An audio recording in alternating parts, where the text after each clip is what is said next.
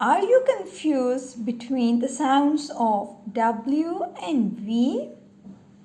So, I will tell you how to pronounce them. For W, make the oval shape with your lips and pass the air out. W, W. And for the letter V, touch your upper teeth with the lower lip and say V. You will feel vibration in your mouth. So W is W and V is V. For example, watermelon, water. And for van, wet and wet. Subscribe my channel and follow me on Facebook and Insta. Thank you.